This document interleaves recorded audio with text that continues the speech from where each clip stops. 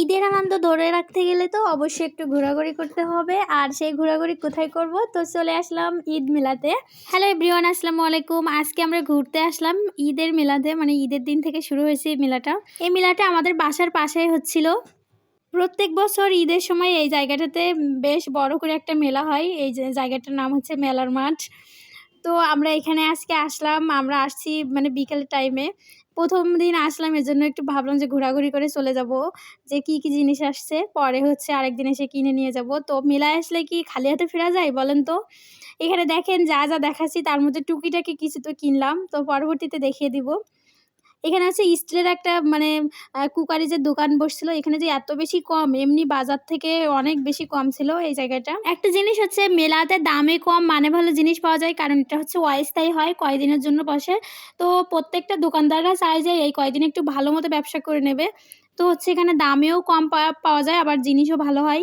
বেশিরভাগ সময় মেলাতে আমাদেরও টুকিটাকি জিনিস কেনা হয়, যেগুলোর প্রয়োজন হয় আরকি। তো এখান থেকে চলে গেলাম একটা ঘড়ির দোকানে। আপনাদের ভাইয়ার জন্য একটা ঘড়ি নেব। তো আপনারা এখানে গেস করবেন যে কোন ঘড়িটা আমরা নিবো। এখানে অনেকগুলো ঘড়ি দেখতেছিলাম, বেশ ভালো। এইসব ঘড়িগুলো কিন্তু বাইরে দাম করলে অনেক, অনেক বেশি দাম। এখানে কিন্তু সর্বোচ্চ হচ্ছে ৳১৫০০ পর্যন্ত ছিল। তার বেশি কিন্তু ছিল না। আর যেগুলো উনারা দেখাচ্ছিলেন ওগুলো হচ্ছে বাইরে অনেক দাম। এর আগেও আমরা দেখছি। তো তারপরে একটা ফুলের দোকানে চলে আসলাম। এগুলো তো আমার লাগবেই, কারণ হচ্ছে রান্নার ভিডিও করতে গেলে মাঝে, মাঝে এরকম লাগে। তো এই ফুলের দোকান থেকে একটা ফুলদানিও নিলাম। এখান থেকে চলে যাবো একটু খাওয়া-দাওয়া করতে। এখানে হচ্ছে আমরা ফুচকা খেতে আসলাম। আর সন্ধ্যা হয়ে আসছিল। আমরা মাগরিবের আগেই চলে আসবো। এজন্য হচ্ছে তাড়াহুড়ো করতেছিলাম। আমরা আজকে বাসা থেকে ভেবে গিয়েছি যে ভরপুর খাওয়া-দাওয়া করবো, জিনিস কেনা হোক বা না হোক। তো এখান থেকে ফুচকা খাওয়ার পরে আমরা হচ্ছে অন্য জায়গায় অন্য কিছু খেতে যাবো। তো আর কি ১ম এ ট্রাই করছিলাম যে ফুচকাটা কেমন হবে। তো ১ প্লেট নিলাম। দেখি ফুচকাটা আসলেই অনেক ভালো হয়েছিল। আর মানে উনি বলতেছে যে এটা আমার বউনি টাইম, আমাদেরকে ১ম দিল।